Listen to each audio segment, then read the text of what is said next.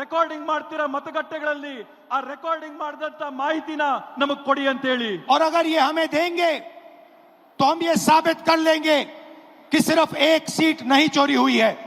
ಇವತ್ತಿನ ಮಾಹಿತಿ ನಮಗ್ ಕೊಟ್ರೆ ನಾವು ಸಾಬೀತ್ ಮಾಡಿ ತೋರಿಸ್ತೀವಿ ಇಲ್ಲಿ ಒಂದು ಸೀಟಿನ ಕಳ್ತನ ಆಗಿದೆ ಅಂತ ಹೇಳಿ.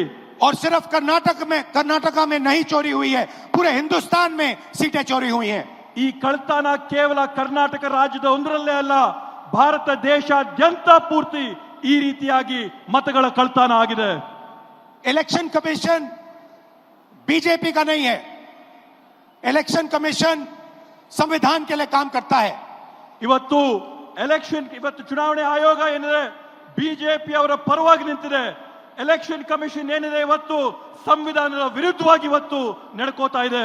और कर्नाटक में सीट चोरी की गई है. एक लोकसभा को हमने जांच करके निकाला है. मैं कह सकता हूं कि एक से ज्यादा सीटें यहां चोरी हुई हैं. ಇವತ್ತು ಕರ್ನಾಟಕದಲ್ಲಿ ನಾವು ಒಂದು ಕ್ಷೇತ್ರನ ಪರಿಶೀಲನೆ ಮಾಡಿ ಆ ಕ್ಷೇತ್ರದಲ್ಲಿ ಆದಂತ ಕಳ್ತನನ ನಾವು ಸಾಬೀತು ಮಾಡಿದೀವಿ. 100ಕ್ಕೆ 100 ನಾನು ನಿಮ್ಗೆ ಆಶ್ವಾಸನೆ ಕೊಡ್ತೀನಿ. ಕರ್ನಾಟಕ ರಾಜ್ಯಾದ್ಯಂತ ನಾವು ಪರಿಶೀಲನೆ ಮಾಡಿದ್ರೆ ಒಂದಲ್ಲ ಹಲವಾರು ಉದಾಹರಣೆ ನಮ್ಗೆ ಸಿಗುತ್ತೆ ಅಂತ ಹೇಳಿ. जो कॉन्स्टिट्यूशन का फाउंडेशनल आइडिया है, वन मैन वन वोट, इस पर इलेक्शन कमीशन और उसके सारे अफसर आक्रमण कर रहे हैं. इसका मतलब वो संविधान पर आक्रमण कर रहे हैं. ಇವತ್ತು ಸಂವಿಧಾನದ ಮೂಲ ಧ್ಯೇಯ ಏನಿದೆ, ಸಂವಿಧಾನದ ಮೂಲ ಧ್ಯೇಯ ಅಂದ್ರೆ ಒಬ್ಬ ವ್ಯಕ್ತಿಗೆ ಒಂದೇ ಮತ ಅನ್ನಂತದ್ದು. ಚುನಾವಣೆ ಆಯೋಗದ ಅಧಿಕಾರಿಗಳು, ಅವರಲ್ಲಿರ್ತಕ್ಕಂಥ ಸಿಬ್ಬಂದಿ ವರ್ಗದವರು ಎಲ್ಲರೂ ಕೂಡ ಒಗ್ಗಟ್ಟಾಗಿ ಸೇರಿ ಈ ಸಂವಿಧಾನದ ಮೇಲೆ ಪ್ರಹಾರ ಮಾಡಿ ಅದ್ರ ಮೇಲೆ ಹಲ್ಲೆ ಮಾಡಿ हिंदुस्तान के गरीब जनता पर आक्रमण कर रहे हैं. ಕರ್ನಾಟಕ ರಾಜ್ಯದ ಭಾರತ ದೇಶದ ಬಡ ಜನರ ಮೇಲೆ ಆಕ್ರಮಣ ಮಾಡ್ತಾ ಇದ್ದಾರೆ. और मैं उनसे कहना चाहता हूं, अगर आप सोच रहे हो कि आप इस पर आक्रमण करके बचोगे तो फिर से सोचो. ನಾನು ಅವರೆಲ್ಲರಿಗೂ ಕೂಡ ಸ್ಪಷ್ಟವಾಗಿ ಒಂದು ಮಾತಾಡಕ್ಕೆ ಬಯಸ್ತೇನೆ. ನೀವು ಈ ಸಂವಿಧಾನದ ಮೇಲೆ ಪ್ರಹಾರ ಮಾಡಿ ನೀವು ಯಶಸ್ವಿ ಆಗ್ತೀರಾ ಅಂತಂದ್ರೆ ತಾವು ಮತ್ತೊಮ್ಮೆ ಆಲೋಚನೆ ಮಾಡಬೇಕು ಅಂತ ಒಂದು ವಾರ್ನಿಂಗ್ ನಿಮಗೆ ಕೊಡ್ತೀನಿ. ಜಯಚಂದ್ರನಿನ್ ಅಡಡ ಆಡಿಯೋ ಆಫರ್ 5 முதல் 70% ವರೆ ಡಿಸ್ಕೌಂಟ್. टाइम लगेगा मगर हम आपको पकड़ेंगे. ಸಮಯ ಬರುತ್ತೆ, ಆದ್ರೆ ನಿಮ್ಗೆ ತಕ್ಕದಂತ ಪಾಠನ ಕಲಿಸ್ತೀವಿ. एक करके पकड़ेंगे. ಒಬ್ಬೊಬ್ಬರನ್ನ ಹುಡುಕಿ ನಿಮಗೆ ಪಾಠ ಕಲಿಸ್ತೀವಿ. मेरी बात याद रखना, ದೇಶಾದ್ಯಂತ ಹುಡುಕ್ ಕೊಡ್ತೀವಿ. क्योंकि आप अगर इस पर हमला करोगे तो हम आप पर हमला करेंगे. ನೀವು ಈ ಪವಿತ್ರ ಸಂವಿಧಾನದ ಮೇಲೆ ಹಲ್ಲೆ ಮಾಡಿದ್ರೆ ನೇರವಾಗಿ ನಾವು ನಿಮ್ಮ ಮೇಲೆ ಹಲ್ಲೆ ಮಾಡ್ತೀವಿ, ನಿಮ್ಮನ್ನ ಗುರಿ ಮಾಡ್ತೀವಿ. ये हिंदुस्तान की आवाज है. ಈ ಒಂದು ಪವಿತ್ರವಾದಂತ ಗ್ರಂಥ ಈ ದೇಶದ ಧ್ವನಿ. याद रखिए, नरेंद्र मोदी 25 सीट की मार्जिन से प्रधानमंत्री हैं. ತಾವು ನೆನಪಿಟ್ಕೋಬೇಕು, ನರೇಂದ್ರ ಮೋದಿ ಅವರು ಕೇವಲ 25 ಸೀಟುಗಳಿಂದ ಇವತ್ತು ಈ ದೇಶದ ಪ್ರಧಾನಮಂತ್ರಿ ಆಗಿದ್ದಾರೆ. एक सीट हमने दिखा दी कि चोरी हुई है. ಒಂದು ಸೀಟ್ನ ನಾವು ಸಾಬೀತು ಮಾಡಿ ತೋರಿಸಿದೀವಿ ಕಳ್ತನ ಆಗಿದೆ ಆ ಸೀಟಲ್ಲಿ ಅಂತ ಹೇಳಿ.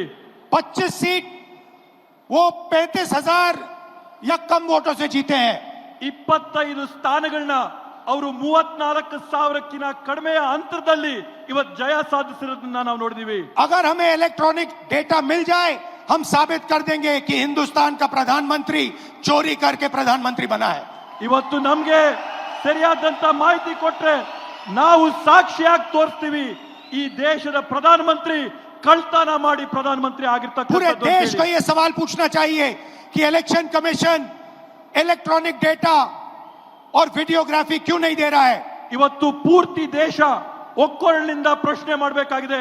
ಚುನಾವಣೆ ಆಯೋಗ ಡಿಜಿಟಲ್ ರೆಕಾರ್ಡ್ ನ ಮತ್ತೆ ರೆಕಾರ್ಡಿಂಗ್ಗಳನ್ನ, ವಿಡಿಯೋ ರೆಕಾರ್ಡಿಂಗ್ ನ ಯಾಕೆ ಕೊಡ್ತಾ ಇಲ್ಲ ಅಂತ ಹೇಳಿ. मैं लीडर ऑफ ऑपोजिशन हूं मगर मैं अकेला नहीं बोल रहा हूं. ನಾನು ವಿರೋಧ ಪಕ್ಷದ ನಾಯಕನಾಗಿರ್ಬೋದು, ಆದ್ರೆ ನಾನು ಒಬ್ಬೊಂಟಿನಾಗಿ ಮಾತಾಡ್ತಾ ಇಲ್ಲ. हिंदुस्तान की सारी राजनीतिक ऑपोजिशन की पार्टियां ये सवाल पूछ रही हैं. ಈ ದೇಶದ ಎಲ್ಲಾ ರಾಜಕೀಯ ಪಕ್ಷಗಳು ಕೂಡ ನಮ್ಮ ಜೊತೆ ನಿಂತು ಇದನ್ನ ಪ್ರಶ್ನೆ ಮಾಡ್ತಾ ಇದ್ದಾರೆ. और इलेक्शन कमीशन को एकदम ये डेटा हमारे हवाले कर देना चाहिए. ಅದೇ ರೀತಿಯಲ್ಲಿ ಚುನಾವಣಾ ಆಯೋಗ ಈ ಕೂಡಲೇನೆ ಈ ಎಲ್ಲಾ ಮಾಹಿತಿಗಳನ್ನ ಬಹಿರಂಗ ಪಡಿಸಬೇಕು ಅಂತ ಹೇಳ್ತೇನೆ. कर्नाटक में जो हमने डेटा निकाला है वो एक क्राइम का एविडेंस है. ಕರ್ನಾಟಕ ರಾಜ್ಯದಲ್ಲಿ ನಾವು ತೆಗೆದಿರ್ತಕ್ಕಂಥ ಮಾಹಿತಿ ಒಂದು ದೊಡ್ಡ ಕುತಂತ್ರದ ಸಾಕ್ಷಿಯ ಗುಡ್ಡ ಆಗಿ ನಿಂತಿದೆ. 6 महीने लगे हमें उस डेटा को निकालने के लिए. 6 ತಿಂಗಳಿನ ಕಾಲಾವಧಿ ಆಗಿದೆ ನಮ್ಗ ಮಾಹಿತಿನೆಲ್ಲ ಸಂಗ್ರಹ ಮಾಡೋದಕ್ಕೋಸ್ಕರ. इतना बड़ा कागजों की फाइल थी.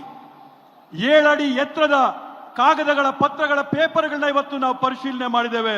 एक फोटो को लाखों फोटो के सामने कंपेयर किया है. ಒಂದು ಭಾವಚಿತ್ರನ ಲಕ್ಷಾಂತರ ಭಾವಚಿತ್ರಗಳ ಜೊತೆಗೆ ಹೋಲಿಕೆ ಮಾಡಿದ್ದೇವೆ ನಾವು. हर एक नाम को चेक किया है. ಪ್ರತಿಯೊಂದು ಹೆಸರನ್ನ ನಾವು ಪರಿಶೀಲನೆ ಮಾಡಿದ್ದೇವೆ. और हम मानते हैं कि हिंदुस्तान का पूरा जो डेटा है, इलेक्शन का डेटा है, वो एविडेंस है. ಇವತ್ತು ನಾವು ಹೇಳ್ತೀವಿ ಭಾರತ ದೇಶದಲ್ಲಿ ನಡೆದಿರ್ತಕ್ಕಂಥ ಚುನಾವಣೆಗಳಲ್ಲಿ ಇರ್ತಕ್ಕಂಥ ಮತಪಟ್ಟಿಗಳು ಇದಕ್ಕೆ ಸಾಕ್ಷಿಯಾಗಿವೆ. ಪ್ರತಿಯೊಂದು ಈ ಮತಗಳ और अगर उसको किसी ने डिस्ट्रॉय किया तो वो एविडेंस को डिस्ट्रॉय कर रहा है. ಇವತ್ತು ನಾವು ಯಾರನ್ನೇ ಪ್ರಶ್ನೆ ಮಾಡಿದ್ರು ಕೂಡ ಅವರು ಈ ಸಾಕ್ಷಿನ ನಾಶ ಮಾಡಂತ ಕುತಂತ್ರದಲ್ಲಿದ್ದಾರೆ. और उस क्राइम को आगे बढ़ा रहा है. ಈ ರೀತಿಯಾದಂತ ಕುತಂತ್ರನ ಈ ತಪ್ಪುಗಳನ್ನ ಅವರು ಮುಂದುವರಿಸ್ತಾನೆ ಹೋಗ್ತಾ ಇದ್ದಾರೆ. और इलेक्शन कमीशन के लोगों को एक और बात माननी होगी, समझना होगा. ಇವತ್ತು ಎಲೆಕ್ಷನ್ ಚುನಾವಣೆ ಆಯೋಗದವರು ಜನರ ಹತ್ರದಿಂದ ಕೇಳಂತ ಮತ್ತೊಂದು ಪ್ರಶ್ನೆಗೆ ಉತ್ತರ ಕೊಡಬೇಕಾಗ್ತದೆ. हमें एक सीट की सच्चाई निकालने के लिए 6 महीने लगे. ನಮ್ಗೆ ಒಂದು ಸೀಟಿನ ವಾಸ್ತವಾಂಶ ತೆಗೆರಷ್ಟರಲ್ಲಿ 6 ತಿಂಗಳಿನ ಕಾಲಾವಧಿ ಬೇಕಾಗಿತ್ತು. मगर अगर आपने हमें डेटा नहीं दिया तो हम ये काम 1 नहीं 10, 15, 20, 25 सीटें में भी कर सकते हैं. ನೀವೇನಾದ್ರೂ ನಮ್ಗೆ ಈ ಮಾಹಿತಿನ ಕೊಟ್ಟಿಲ್ಲ ಅಂದ್ರೆ ನೇರವಾಗಿ ನಾವು ನಿಮ್ಗೆ ಹೇಳ್ತಾ ಇದೀವಿ, ಒಂದು ಕ್ಷೇತ್ರ ಅಲ್ಲ 5, 10, 15, 25 ಕ್ಷೇತ್ರಗಳಲ್ಲಿ ನಾವು ಈ ಮಾಹಿತಿನ ಸಂಗ್ರಹ ಮಾಡಿ ಬಹಿರಂಗ ಮಾಡ್ತೀವಿ. पेपर कॉपियां हैं हमारे पास. ನಮ್ಮ ಹತ್ರ ಮಾಹಿತಿ ಇದೆ ಇದ್ರ ಬಗ್ಗೆ.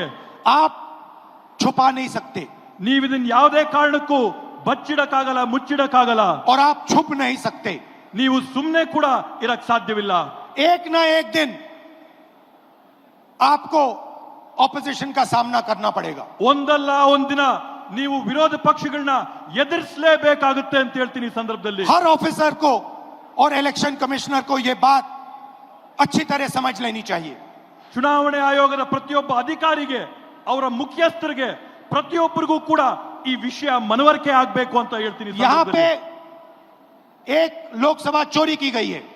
ಇಲ್ಲೇ ಒಂದು ಚುನಾವಣೆಯ ಫಲಿತಾಂಶನ ಕಳ್ತನ ಮಾಡಿದಂತಾಗಿದೆ. ये एक क्रिमिनल एक्ट है. कर्नाटक की जनता के खिलाफ एक क्रिमिनल एक्ट है.